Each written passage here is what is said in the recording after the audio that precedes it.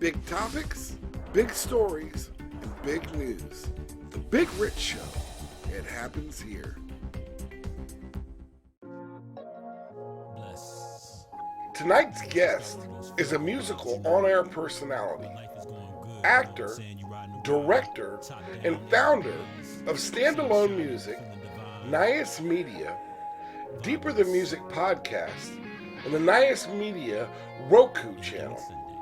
So join me next as we sit down with the man behind the media.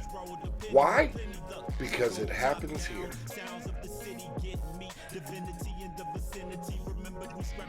I added a quick clip of Markivus in action before we get into the interview. Enjoy.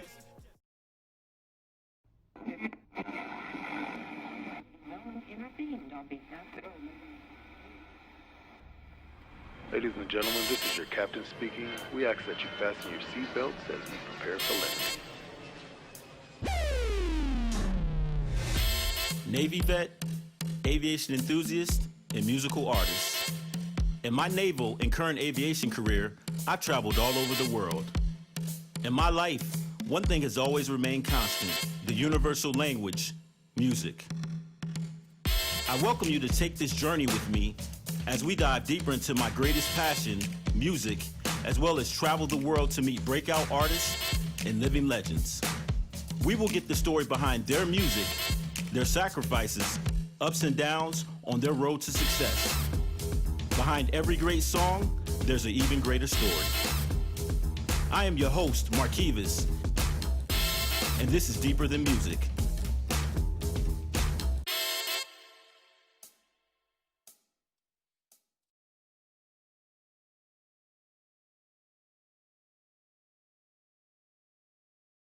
And welcome to the Big Rich Show. Tonight, I got riding shotgun a new friend of mine, and he's on here to talk about the theory of id, and that's Furious. What's up? What's up? Man, how you doing tonight? Man, I'm doing pretty good, man. You know, we on lockdown, but we holding it down. Ooh, yeah, everyone, man, that Corona thing, man. I always tell them, give me Corona with salt and lime. Keep that virus. Exactly. Right on. So fans, we're on here to talk tonight, man. Furious hooked up with Twism, and Twism, you guys know, he was on the Big Rich Show before, and Twism had just released 2020, and you know that thing is banging, man. I love it. I play it all the time. And now that he got together with you, Furious, and you guys put together, you did 3 songs, is that correct? Yeah, we did a 3-song EP, Theory of Id. Yep. And I was listening to that right before you got on tonight. Ooh, that's hot, man. Oh, thanks, man. Appreciate it. You got some lyrical skills, my man. For real. I had really never heard anything that you had done before tonight. I'm not going to lie. I'm an honest man. And when I heard that, I was like, wow, that sounds good, man. You got some skills. Thank you, man. Yeah, I've been doing this for a while, man. I mean, it all started off with me poetry, and then poetry, music, and yeah, so here we are right now. And then, like you said, man, I like working with Twism because it's like he's kind of like my counterpart. Mm-hmm. So we can go head to head with the lyrics, man. So yeah. I'm glad you appreciate it because I guess with this era of music, man, I come from the golden school, like the 90s, you know, the schools of Nas, Biggie, lyricists. So I really didn't know. I guess with this album is like, hey, I got to air out some grievances and to, you know, to each his own. I'm glad you liked it because I feel like sometimes, especially with this new era of music, you know, the concentration isn't on your razor sharp lyrical skills. So it's good to hear somebody appreciates that. So man, you know, that's what I'm talking, man. Look, and I'll be the first one to say, mumble rap took rap to a place that I was like, man, is it ever gonna recover? Yeah. Honestly, but you know what? There's so many independent artists now, and how easy it is for somebody to gain access to the equipment now. It's not as expensive as it used to be. You can record. Oh, yeah, that's true. That stuff sound like it's coming out of a, $10,000 studio. $10,000 an hour studio or something. Something crazy, and you guys are living proof of that, man. I mean, this song. I mean, the song that I was listening to right before I got on. I think it was is it Sunsetting Fast? Is that one of the ones you guys did? Oh yeah, the party one, the more radio friendly of That was hitting, man. And then the first one I listened to, what was that? Mystery, Life's a Mystery, no, it was or the crazy one. Yeah. That was me airing out my grievances. Yes. Fans, when you guys get a chance, man, you have got to check that out. And I'm going to put the links, as I always do, up in here for everybody to check it out. And I will also have it at the end. But, yeah, man, before we go any further, too, people, this man is a seasoned vet, too, so don't get it wrong. He also does a podcast. It's the Deeper the Music radio podcast, yes? Yeah, that's it. And then also with my music, I've done, if you watch Black Ink Crew, if you watch Dance Moms, and the new one, Made for Millennials, you probably heard my music. I also have some placements up under my belt. Okay, so, yeah. The music's out there. Yeah, definitely. But I guess you're an old head like me, man. We grew up in the golden era. I mean, when you can choose from E40, Tupac. Oh yeah, E40. You know, and I go back even further, man, because I remember, man, this is what was weird. One Christmas, I got the Huey Lewis and the News record, right? I Want a New Drug. And then right next to it was that Run DMC and Beastie Boys, License to Ill. Oh, License to Ill, yeah. It was like 84, 85. And I got those on Christmas, man, because I was fading out of that rock and then getting into that hip hop, you know, and I was a young teenager back. That's when breakdancing was still hitting too. Hey, man, that's how I started, man. I started out with breakdancing. Yeah. And speaking of which, one of my first concerts I went to was DJ Jazzy Jeff, Fresh Prince. I'm the DJ, he's the rapper. I went to a Run DMC concert when I was a kid, when they had that Mary Mary Why You Bugging. Oh yeah. I know exactly. Oh, and Public Enemy. Like oddly enough, it was DJ Jazzy Jeff and the Fresh Prince, Boogie Down Productions, and Public Enemy.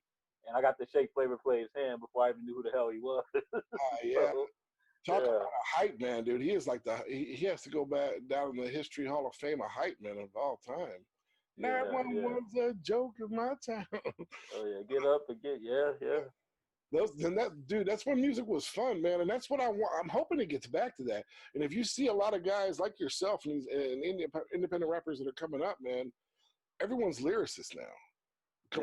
We're making that turn, man. We're coming back. We're getting off. They say like what music recycles every 20 years or something like that. But then again, it would bring us back to the early 2000s, and that was Nelly.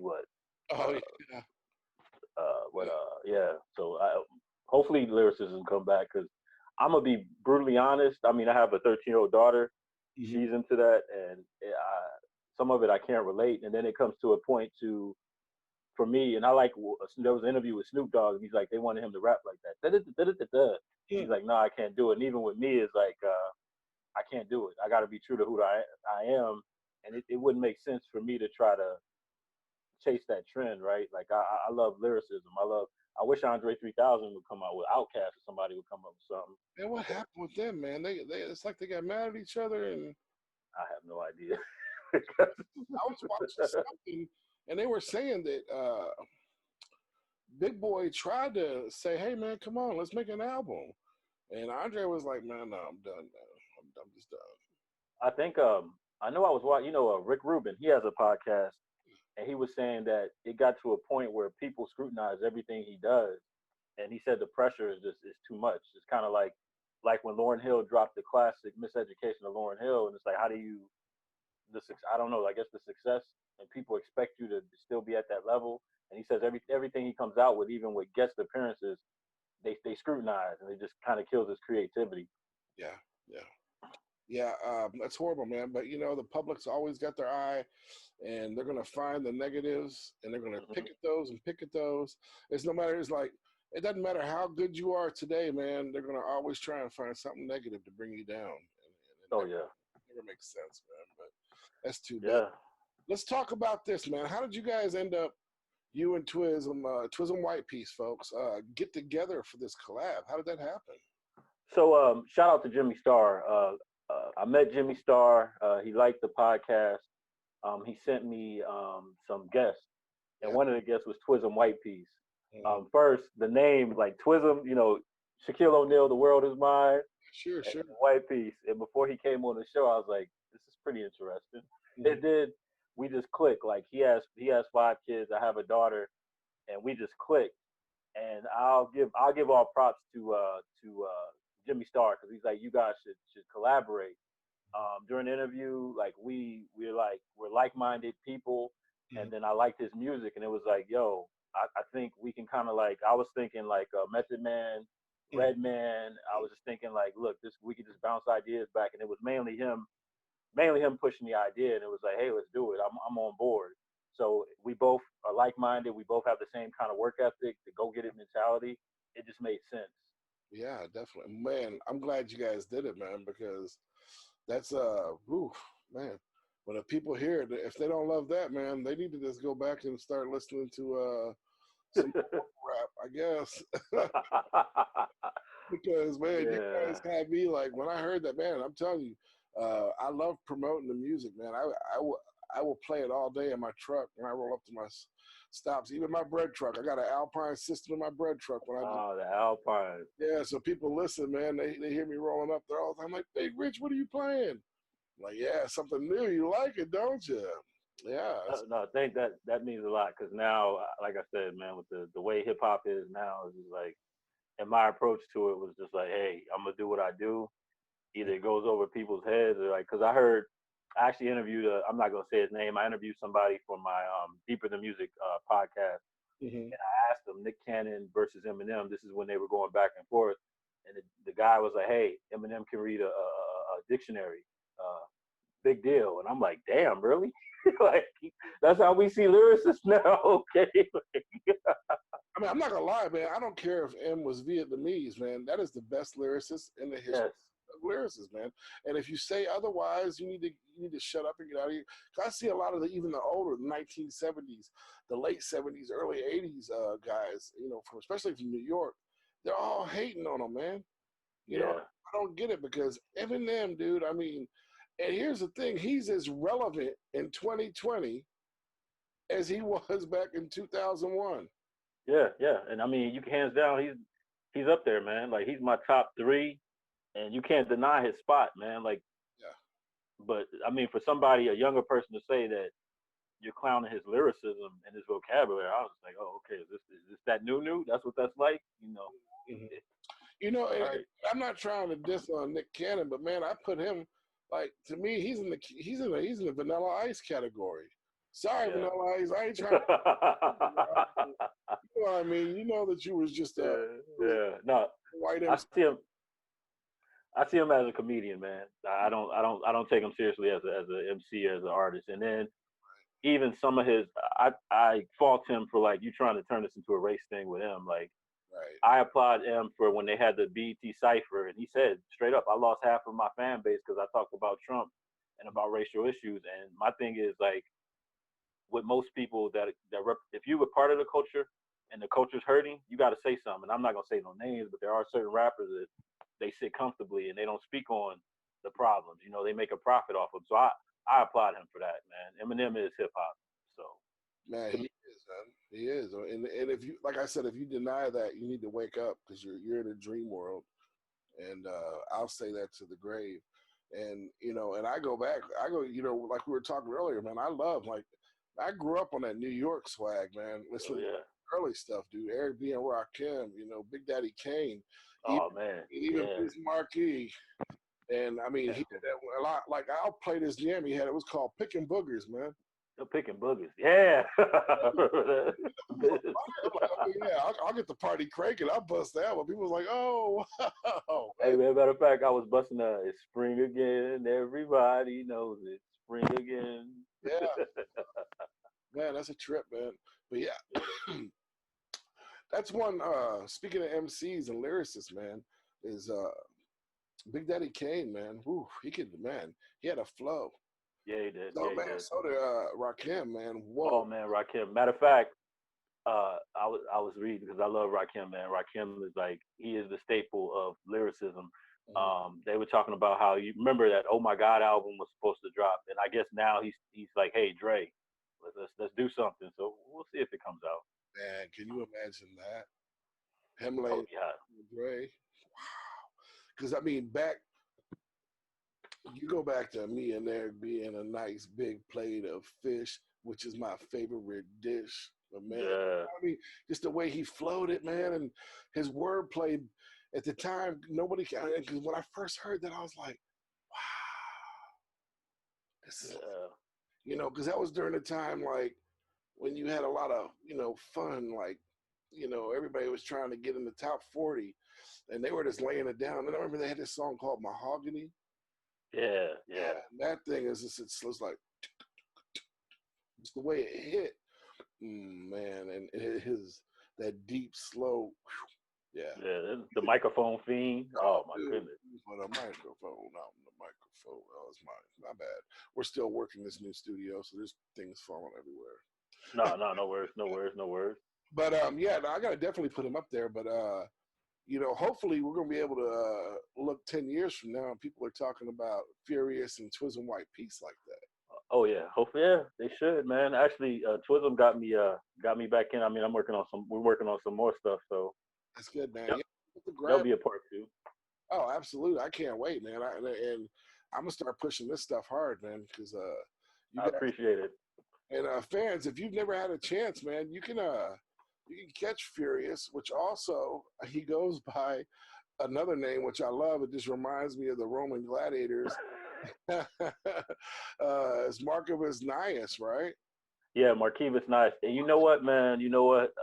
I actually thought about this. I was like, man, because a lot of people, when I came up with my stage name, was like, man, just use your first name. And I've never, I just went with Furious, for Furious Styles, for Boys in the Hood, and then my stage presence. Everybody's like, man, you're on the stage when you get on the stage. But I want to, as I'm getting older, it's like, you know what, man? Why don't I just ease into Markivus? I mean, it will always be Furious, but yeah. You do the whole thing, Markivus Nious Furious. Yeah.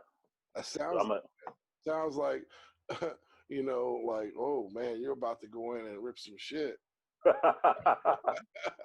You know what I mean? But guys, you yeah. also, if you're liking while we're talking tonight and throwing back and forth, you can catch him on the Deeper Than Music Radio podcast, and I believe, man, you can catch him on iHeartRadio. Yeah, it's on iHeartRadio, Spotify, Google Podcasts, Apple Podcasts. We also just launched. I launched the ROKU Channel. It's my last name, Nious Media, Nious Media.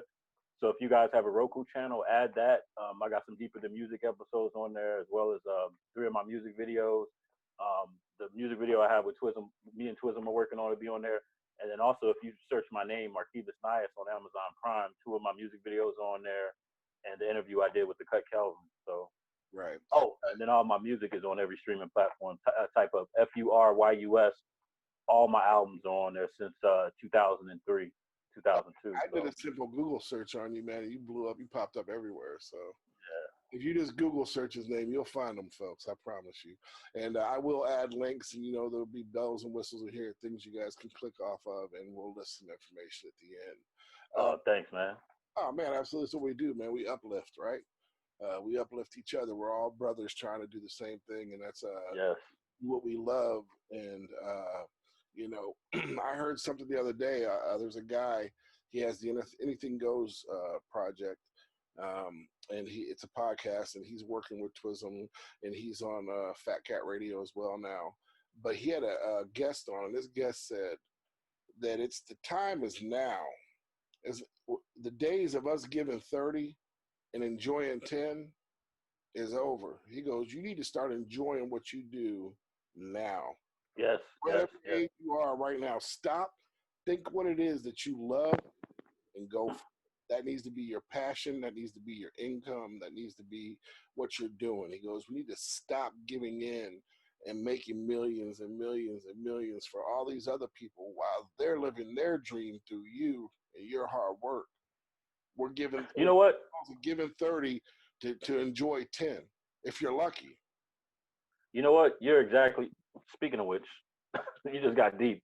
Look at now, man. Look at how employees, well, hell, look at how we handled this whole situation, man. I mean, I'm like, we put certain people in power to take care of us, but they arguing left and right. But are they helping the middleman? You know what I mean? And even and I have a lyric called "Live Your Life as if tonight was your last night." And you have to, man. You have to do things that you're passionate about, and you have to. I mean, I hope with all this that's going on and the response, a lot of things that are set in place to look out for the common American. Mm. You know, it's funny that you said that too, because I was laying in bed and I kept asking myself, how did America become the #1 country in the world with this coronavirus?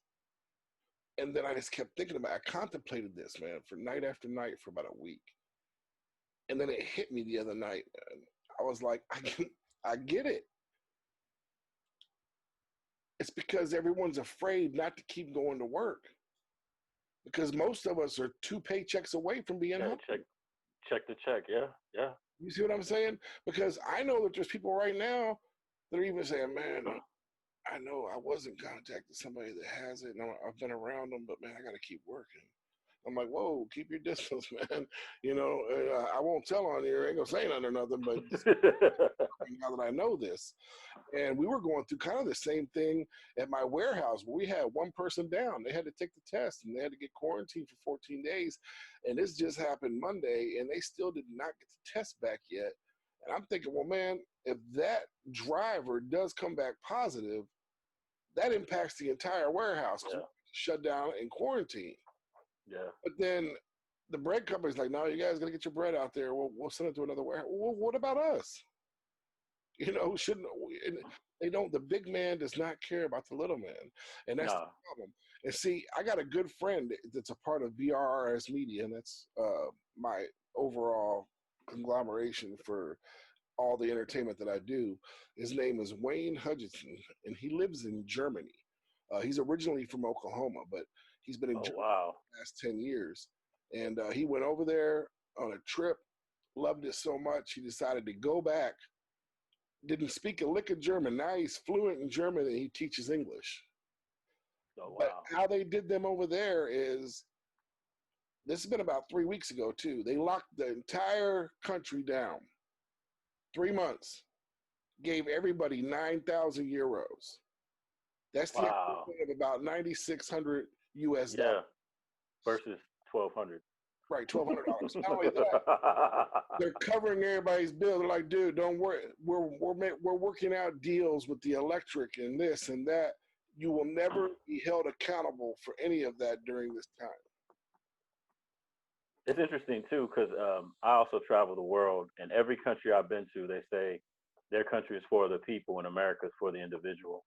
Yeah. So you can take it how you want to. And then another thing I want to add, I'm gonna piss some people off, but we have this false sense of American exceptionalism, and I hope that false sense of American exceptionalism has been shattered, because certain other countries did this way better than we did, and we had months to see this go from this country to that country to that country, and we just sat here like, hey, we're America. Our era is different.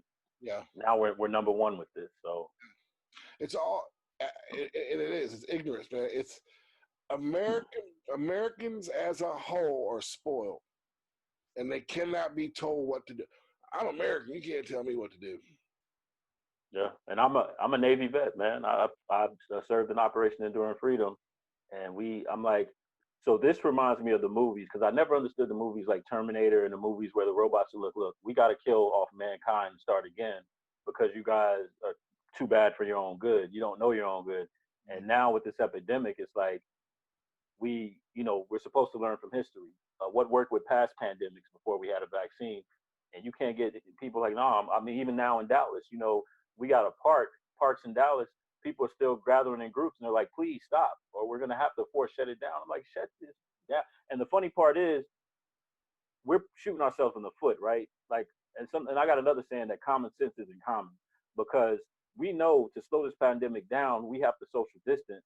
And we know the longer this pandemic goes, more people are going to be unemployed, more businesses are going to shut down. But hey, I want to go outside. I'm going to do my thing. So it's like, You want to self-inflict our own pain? Come on, man. But I tell everybody every day, if I did not have to get up and deliver bread, and I was making enough money doing what I do behind this camera, I wouldn't leave my house, man.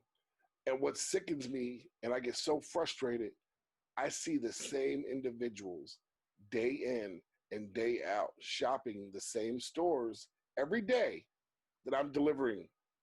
And I'm like, why aren't you buying 2-3 a month supply and not coming back? Why are you coming to this store every day and walking out with 1 or 2 things? And then no one wants it. Like, I put my crates, and the managers get mad at me, man, but I will crate off the aisle where I'm working. And I'm like, if you come within this any further closer of this crate, we will have an issue. We're supposed to be social distancing. And you coming up and tapping me on my shoulder or reaching over me to get bread, you're violating my bubble, man. And people think that I'm being over exaggerative about this. And I'm like, no, man, people don't understand. This is our health. And it's very frustrating, and it's sad at the same time. And because I was like, man, how in the hell are we leading? And then it just makes sense because no one's going to be, everyone is too good to be told what to do. Yep. And we're a false sense of American exceptionalism. Yeah, I agree, man. I agree with you right there. That's it. That's it in a nutshell. And what proves it is what I told you about Germany just a minute ago. And it's not only Germany, El Salvador. Okay, they're way poorer than America, right? Yep. But they're paying even the cell phone bills for the next 3 months for all their citizens. They say don't leave the house, and they're giving them the equivalent of almost $10,000 each household. Wow. They take care of their people. That's El Salvador. And in Germany. So other countries are fine. We could probably research that and find out what every country did. And here's big old, the savior of the world, America, and we're giving, and you're not even guaranteed that $1,200. Some people are saying, you're not. If you didn't file taxes and you owe the IRS, and that's another thing, the IRS isn't even a federal entity. It's just another corporation. We go on and on about that, man. But you know what I'm saying, man. It's very... Yeah. It's a reality check. Like, people, all I can say is just pay attention, man. Pay attention. Definitely. What's going on? It's open. Well, with that said, man, it's no better time, man. Let's run the gauntlet of 5 before we get ready to go here. So you ready to do that? Yeah. The gauntlet of 5. Curious. So I'll run the gauntlet of 5. It's going to be yes/no questions, and at the end of the 5 questions, you can elaborate on any, all, or none. It's up to you, man. So here we go. The first one. Does Bigfoot exist? No. Have we been visited by aliens? Yeah. Okay. Did we go to the moon, or was it a hoax? I think we went to the moon. Okay. The next one. Is the world, Earth as we know it, round, flat, or as Neil deGrasse Tyson says, pear-shaped? It's round. Okay, I like that. Now, let's go ahead and throw this last one out there. I'm not going to say if, I'm going to say if they did exist, things such as mermaids, centaurs that were written about by the Greeks and things like that, these mythological hybrid giants or anything, did they exist in the past, and could they possibly still exist now? Possibly existed in the past. I don't know about now. Okay, cool. All right, where would we go? Furious, running the gauntlet of 5. Would you like to elaborate on any of those? The Earth is round. I work in the aviation field, former air traffic control. I'm an aviation nerd. Okay. If you look at flights, like say when we go from here to England, you notice if you look at the flight track, it's at a curvature. Because the Earth is round, we do use a great circle rather than going straight flight. Right. So just my background, the Earth is round, just in aviation. As far as the mythological creatures, my thought process on that, if they could survive now, like as much damage as we did to this world, would they, like the dodo bird, it's probably extinct and won't be able to come back. Yeah. All right, well, there you go. You want aliens? Anything on that you want to elaborate? Yeah, I think possibly because, again, me being in the military, we had a lot of calls. With sometimes we would have calls to the air base that, you know, hey, alien, this, that, and the third, and then the Area 51, and then even this is with some of our technology, and then some of the stuff that has been seen that is a little bit more advanced than us. I'm pretty sure there is something there. Yeah. But we just don't know. Everything is covered up. So Right. I believe that.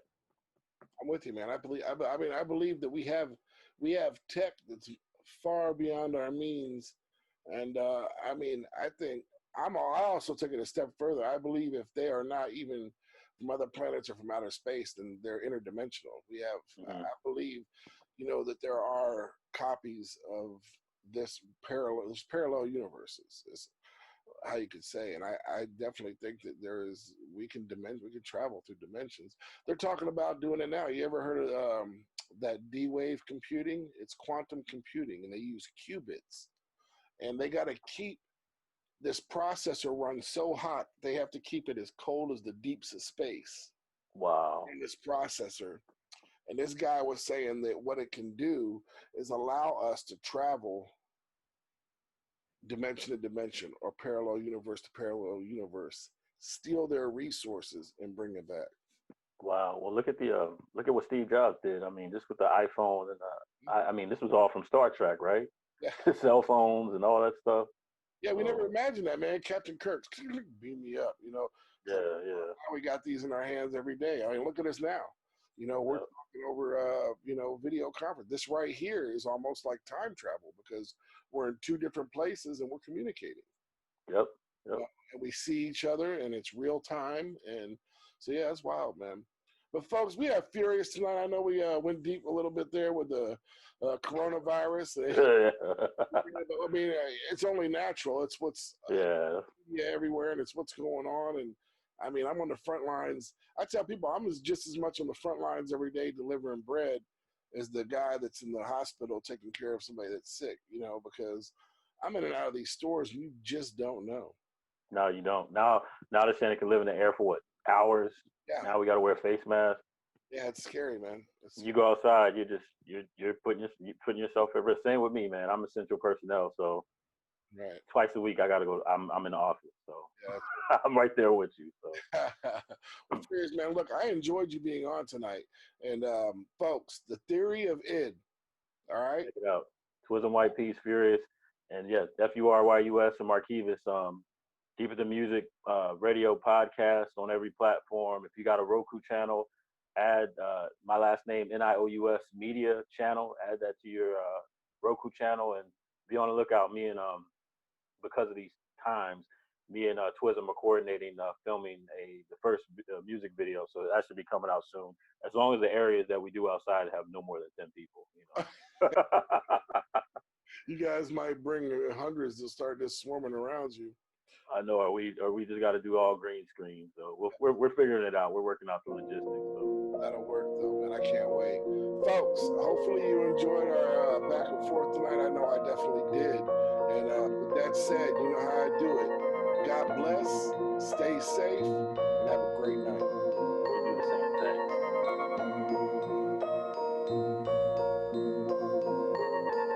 They deceive, have you believed this trickery is best to be?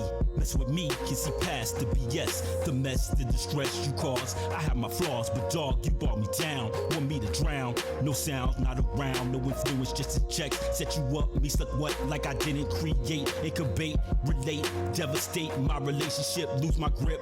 Strip me of my dignity so they won't see the other half. Do the math, get past as fast. One day the truth conveyed, no longer sway story, ignoring the facts. Never turn my back on that. Part of my blood should be loved. Do what I gotta do to break through. Visitate, cohabitate, saving face. Can't erase that face. They mirror me, so when you see, it's partly me beneath it all. Lost it. Can't you see that I have lost it? Going crazy. Shouldn't have to be. Lost it. Can't you see that I have lost it? Going crazy. My humanity. Lost it. Can't you see that I have lost it? Going crazy. My dignity. Lost it. Can't you see that I have lost it? Going crazy. I do. Really done being nice to fake friends and phonies with knives in my back and smiles in their eyes and blatant distaste in their faces as they speak in their lies. I'm feeling hatred inside for allowing another to be putting me in a cage of expectations. I was racing towards fame and fortune. I was bracing for hating and being ignored, not manipulated, left behind, feeling foolish, hooked up and falling in life. I'm sitting here dying inside. I'm feeling like I'm wasting away, wasting a day, pacing towards hate with fate being death. Unfulfilled purpose, unfulfilled potential, man, just taking my breath, making me wanna flip. I'm getting tense, fingers grip the split, so I won't flip the switch on the 4/5 and give in to the evil within my deepest of sins. Man, I'm truly telling y'all, I need this win.